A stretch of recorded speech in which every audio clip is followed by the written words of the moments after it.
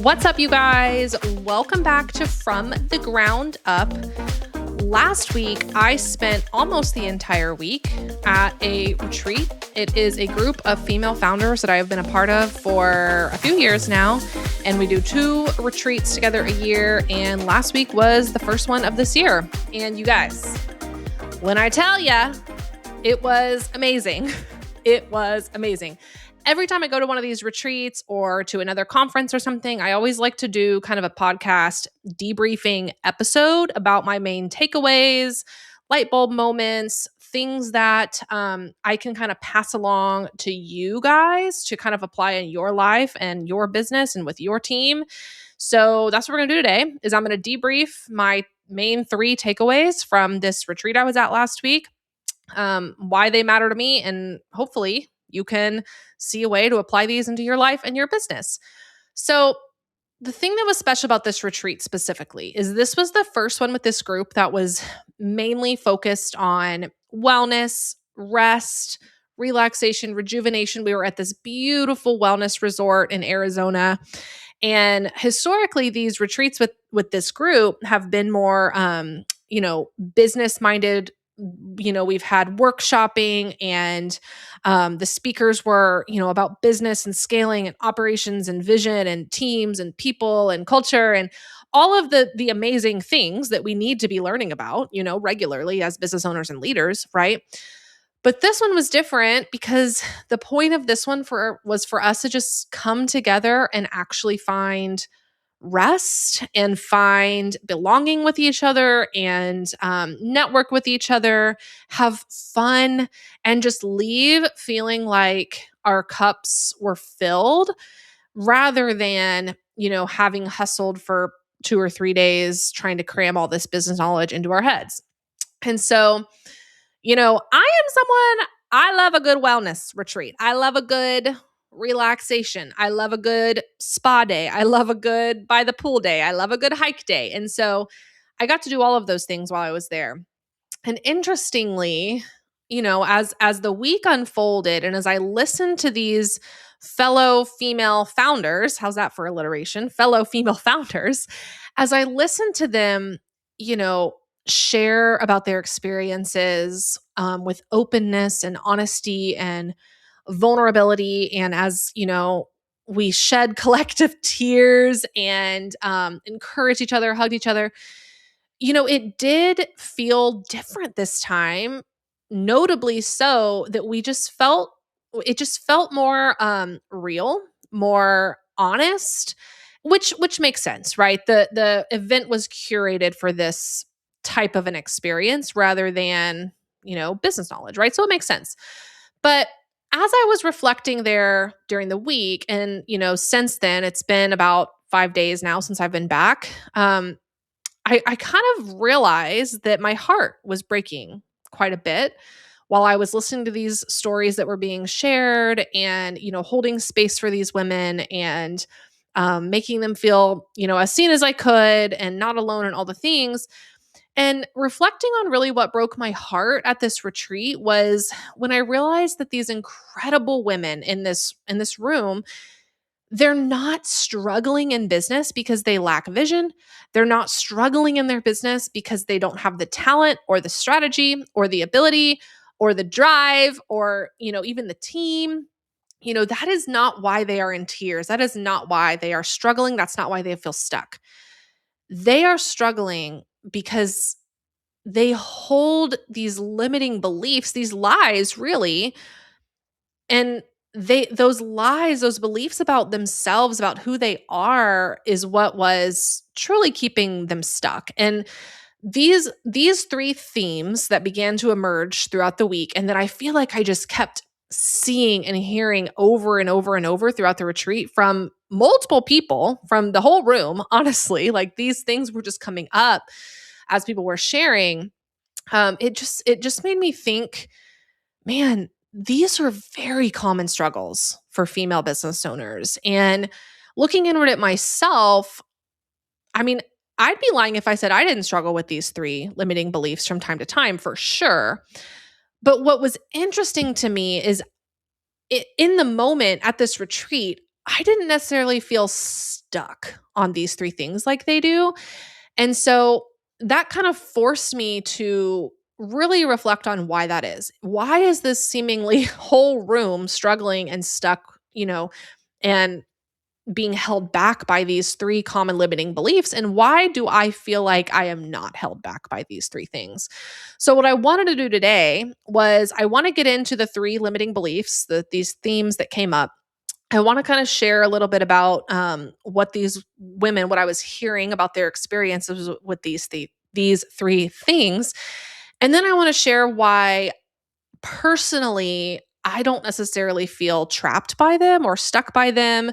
It's not that I'm a perfect business owner. It's more just what I've learned over the years about myself, about who I am, and about my purpose. Okay, so the three beliefs that many women, many female founders in this room were struggling with last week were: number one, I don't belong; number two, I am not enough; and number three, I am not worthy. Okay, so I don't belong, I am not enough, I am not worthy. And I wonder, even as I name those three, if any of them are speaking to your heart. Are you like, that's me? I don't feel like I belong. I don't feel like I'm enough, or I don't feel like I have the ability to do this thing that I've set out to do.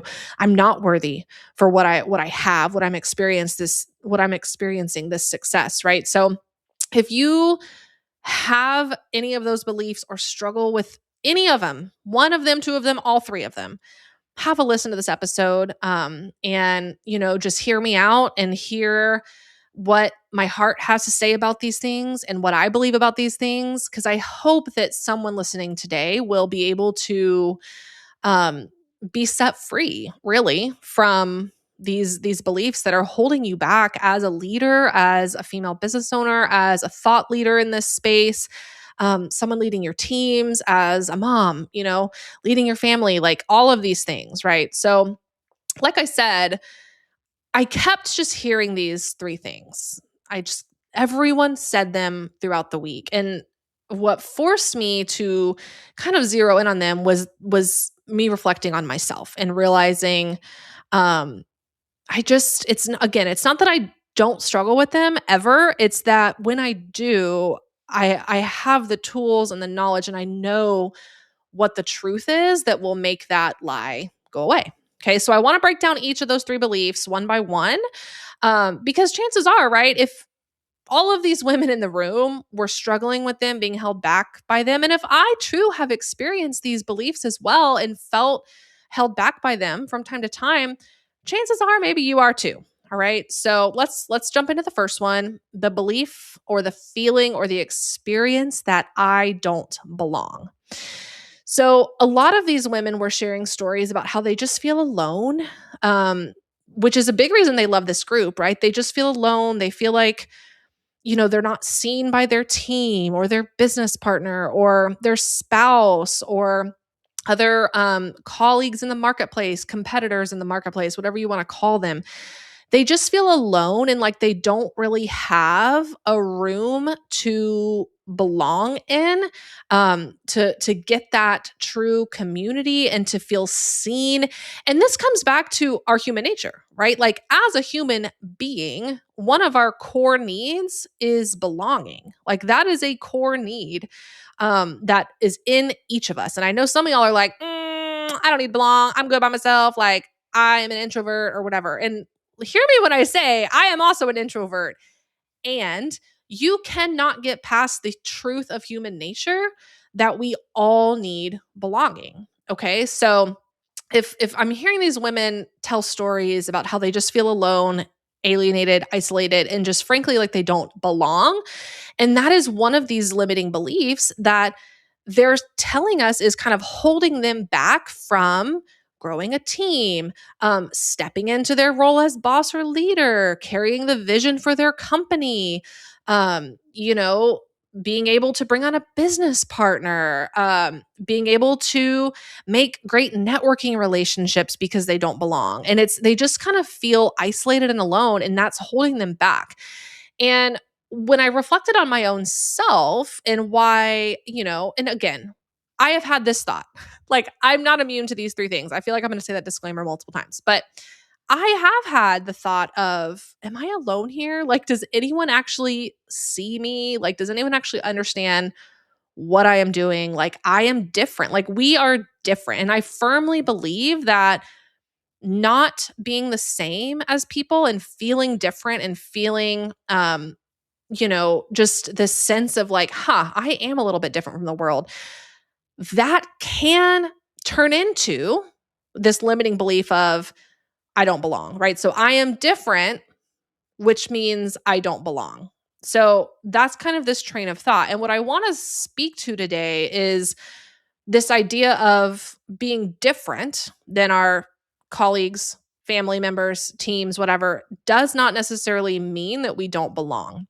And for me, where I find my truth in this is from the Bible. So I wanted to share a couple verses about being different and then tie that back to why that doesn't mean that just because we are different, we don't belong. So one of them, Jeremiah 1:5 says, "Before I formed you in the womb, I knew you. Before you were born, I set you apart." Okay, so literally, this is talking about God making us and setting us apart, being different. Being set apart is being different from the people over there, right? So like, we know that as humans, we are all different from each other. We are all made special and different than the person right next to us. Okay. And then another one of my favorites is Romans 12, verses 6-8. And this says, having gifts that differ according to the grace given to us, let us use them. Okay, so having gifts that differ according to the grace given to us, let us use them. So, what are some of those gifts, right? It lists them. If it's prophecy in proportion to our faith, if service in our serving, to the one who teaches in his teaching, to the one who exhorts in his exhortation, to the one who contributes in generosity, the one who lead with zeal. The one who does acts of mercy, do so with cheerfulness. And so I just love that because it's showing us that we are all different and we do all have different gifts and different unique abilities, where one person might be a teacher, the next one might be a leader, and the next one might be, in ministry, and the next one might be in, acts of mercy, whatever it is, we all have different gifts. Honestly, whether believe the Bible or not, or are a Christian or not, like, surely you can see that human beings are all equipped with different unique abilities. And all that this is saying, and frankly, what I believe is that we are called to be different. Like, we are called to step into that unique ability. For me, people close to me have told me that it is, my ability to see the future and to have these big ideas and to lead people into that. And so for me, I feel different. I told this to my team the other day. Like, I feel different. Anytime we do a personality test on our team, I'm like, I get a way different score than anyone on my team. It's like they're all kind of similar. I mean, yeah, they have like differences. Like, this person is a little bit higher on this strength and a little bit lower on this one, and this one's a little higher on that one. And then there's me. I'm over here on this island that's like, these are my strengths that were low on everyone else's, and my weaknesses were high on everyone else's, which, like, that's a good thing. When you're running a team, it's like, hello, you want to be a nice puzzle that fits together where my weaknesses are made up for their strengths and vice versa. So being different is a good thing and does not mean that we cannot belong. And actually, the Bible says we are all different and have unique gifts. And so I just wanted that to be a little bit of encouragement to you, that being different doesn't mean you don't belong, and that truly we find our true belonging in the Lord. Like, he is our creator, like, he is our father, like, he has prepared us for good works and has set the path ahead of us, right? And he is there for us. And this is a way that I've gotten through all the hard parts of my business, to almost having to close down because I ran out of money, almost like, countless nights telling myself I want to give up. Just like all of these stories that, I will be sharing in due time. Don't worry if your ears just perked up. But it's like, in all of those moments, I questioned to myself, like, do I really belong here? Do I belong in this world of entrepreneurship? Do I belong in this world of leadership? And it's like time and time again, it came back to you belong here because before I formed you in the womb, I knew you. And before you were born, I set you apart. And I belong where he has put me, where God has put me. And so hopefully that's an encouragement to any of you guys that struggle. Just know that there is opportunity for belonging um, with God. And that's where I find my peace. That's where whenever I question, am I alone? Why am I different than than literally everyone else? Do I belong here? He's like, you belong with me. And so hopefully that's an encouragement. On to the next one. I am not enough. Who else struggles with this one? I've told myself this multiple times, right? And at the retreat, hearing these women, talk about these opportunities that they're faced with, or this massive company and team that they've built, or this big vision that they have that they want to take their company into and their team into, yet they are holding themselves back because they are believing they are not enough to do it. And they're telling themselves and believing this lie that I can't do it and I'm not enough. I don't have enough skill set. I don't have enough experience. I have this weakness, blah, blah, blah, blah, blah. Like let whatever the thing is, insert it into your limiting belief about not being enough. Okay. So again, as I'm hearing these stories unfold, of these women, it's moving because I feel so sad for them that they're searching for enoughness, right? They're searching for, if I just get this accolade, if I just take this course, if I just get this knowledge from this coach, then I will be enough. Or maybe it's about the awards or the recognition, right? If I just get to this amount of revenue, like I'll feel like I've done enough. If I just get my team to this size, I'll feel like I've done enough. And whichever way that this shows up for you, we all deal with this. It's like we just keep moving the goalpost and killing ourselves to get there, and feeding these lies into our heads about, I don't have the skill set, I don't know what I'm doing, I don't know how to do it, blah, blah, blah, and I'm just not enough. And I've had that, you guys, like in all my hard times through these 6.5 years that I've been a business owner, like I have faced this. I have said to myself, maybe you're not cut out for this. You don't know enough about business. You don't know enough about people leading teams, right? And what I've had to combat that with, and the tool that I have, again, if we go back to a couple verses I pulled on this is 2 Corinthians 12:9. But he said to me, my grace is sufficient for you. My power is made perfect in weakness. Therefore, I will boast all the more gladly about my weaknesses so that Christ's power may rest on me. What is that saying? That is saying that we don't have to be enough. Like, literally, how freeing is that as a business owner, as someone leading a team? Like, we don't have to know it all. We don't have to have it together because God's power is made perfect, not just better, not just good, it's perfect. Perfect in weakness. Right? So when we are entering into something where we don't know what to do, we don't have those strengths, we are weak in that area, that is a good thing to not be enough, because this verse says that his power is made perfect here. This is where he gets to show up and carry you forward. And I cannot tell you countless time and time again that this has happened in my business where I'm just like, well, if we're going off the cliff, we're going off the cliff because I don't really know what to do or how to do it, or, I don't have the skill set here. And the moment I've admitted that and given that up and stopped trying to figure it out and be better and be enough and, be this amazing businesswoman that everyone sees on the outside, the moment I'm like, screw it, I am none of those things. Like, I am weak in this area, whatever area that was at the time. God has stepped in and taken us through it. And it's because this verse says his power is made perfect in our weakness. And I love the second part of it. Therefore I will boast all the more gladly about my weaknesses so that Christ's power may rest on me.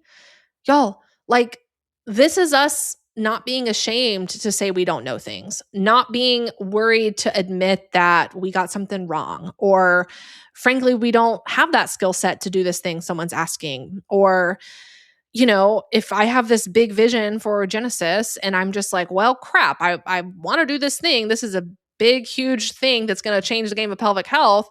I don't know how to do it. It's like what this is saying is like, boast gladly in that. Like, be vocal and, give it up to the Lord and say, I don't know how to do this, but you're calling me to this. You've given me this vision.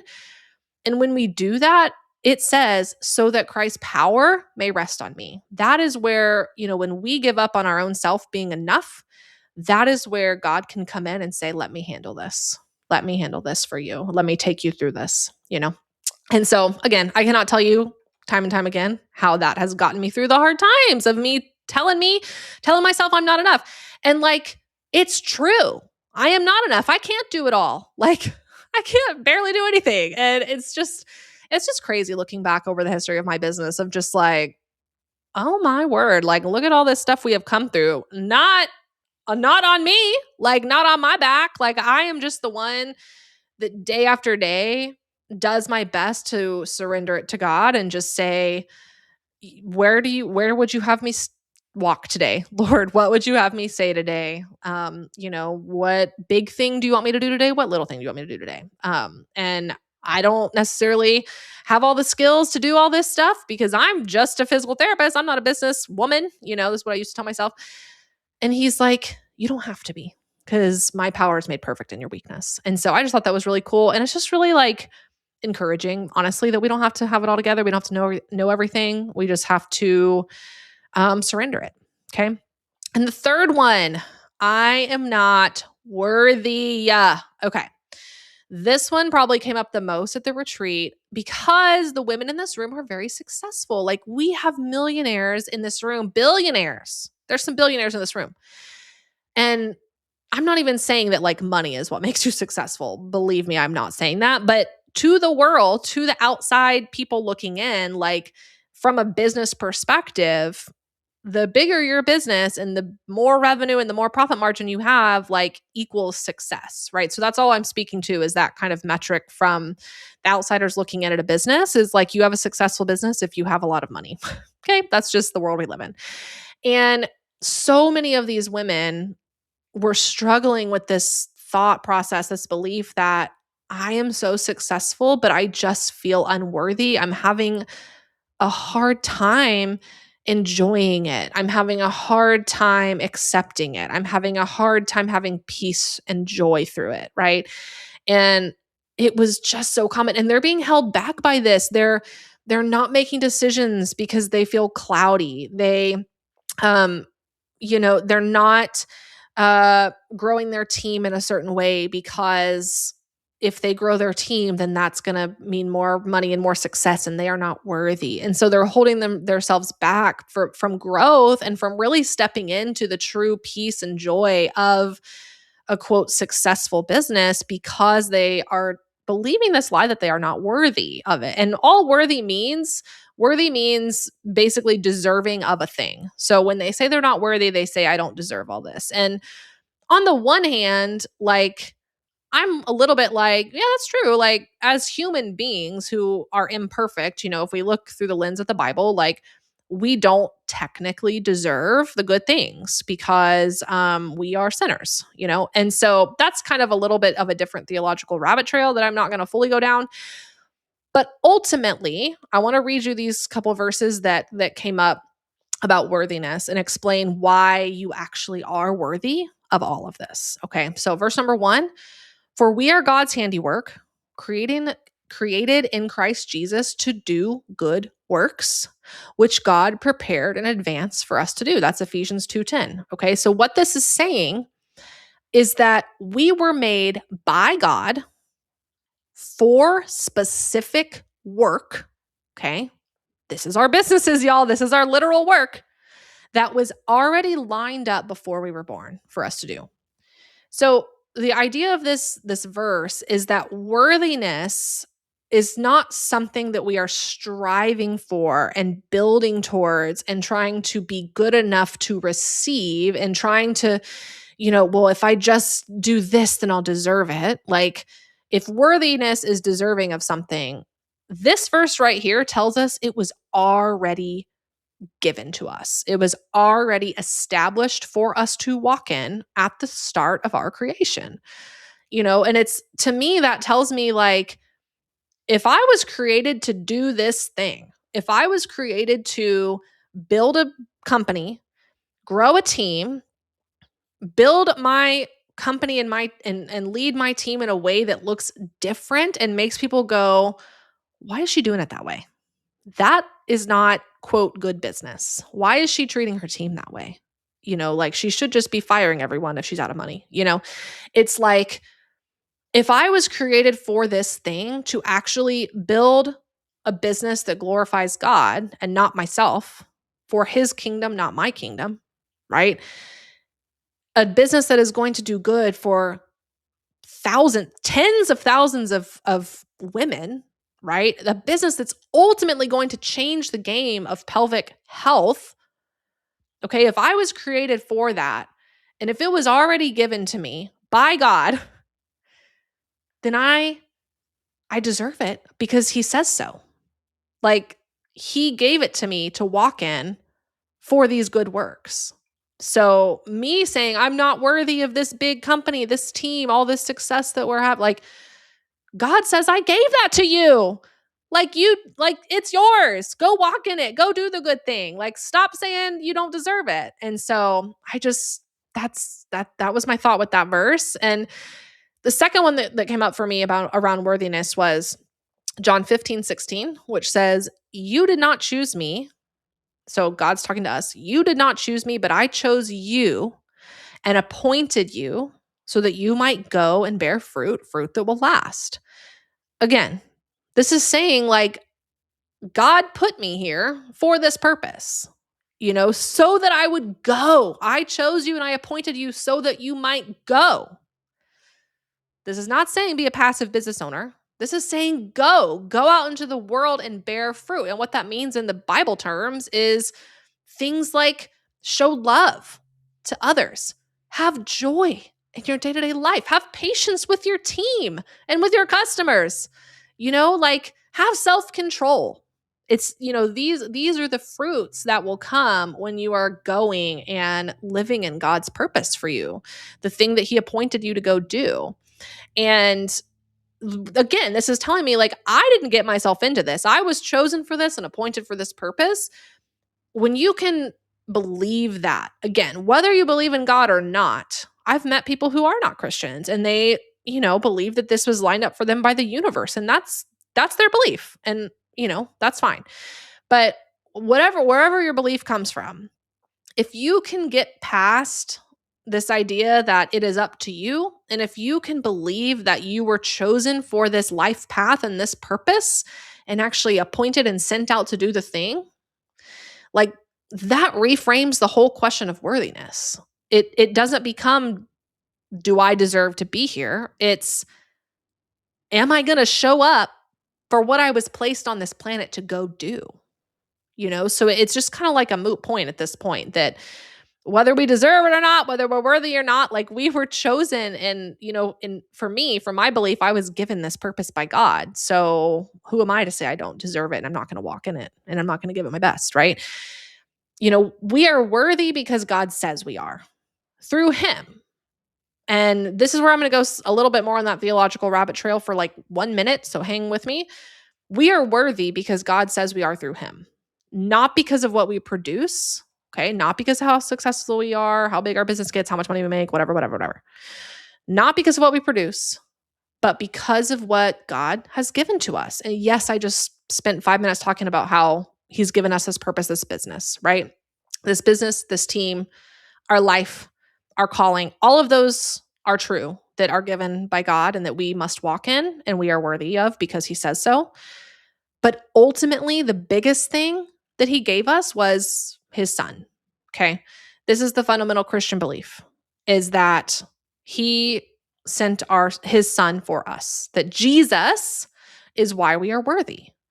And it's because Jesus came to this earth, lived a perfect life, and ultimately died for us and rose again so that we wouldn't have to experience that. So Jesus is worthy, which means we are worthy because of him. That's the ultimate bring it all home of this worthiness debate is, sure, theoretically, we are not worthy, except that we are because of Jesus and because of what he did for us. And I'm happy to go more into that. If you're like, what the heck do you mean by that, Becky? Just send me a DM because we're already at 30 minutes on this podcast and I like to try and keep these under 30 minutes. So I'm going to wrap it up. But I just don't know who needed to hear this episode today. I hope if it was you, it was worth your time. If you made it this far, I hope you felt seen. I hope you felt like you belong here. I hope you were able to release yourself from the thought of having to be good enough and just striving for the next thing and never just realizing like you don't have to know it all. You don't have to have all the skills. You don't have to be enough. And then releasing yourself from this belief, this limiting belief that you're not worthy of what you have because you are, because God says you are. And he gave it to you and he gave us his son. And because of that, because Jesus is ultimately the one who's worthy, we are worthy through him. So if you're struggling with any of those three, with belonging, feelings of inadequacy, unworthiness, you are not alone. You're not alone. All of these women are struggling with this. I have struggled with this. I probably will struggle with this from time to time again throughout my life. But there are true things that are going to counteract those limiting beliefs in your heart. And I'm happy to talk those out with you. But I find them in the Bible. So feel free to open that up and take a look there. But I would love to hear from you if this resonated. DM me, let me know. I'm always here to lend an ear, give a hug, whatever. We are all in this together after all, right? Like this is what it means to be better together. And this is why I wanted to share this little side of myself with you guys today, which I don't think I've ever gone this deep into my spiritual side, but this truly is my deeper why of why I'm building how I'm building and why I've been able to do what I've been able to do and why I'm going to keep freaking going, y'all, because this is the path laid out for me and I'm not going to stop until I'm done. So let me know, share this episode if you think it would be helpful with someone. That's how the show grows. And I hope everyone has a great rest of your day. Let's change the game, y'all.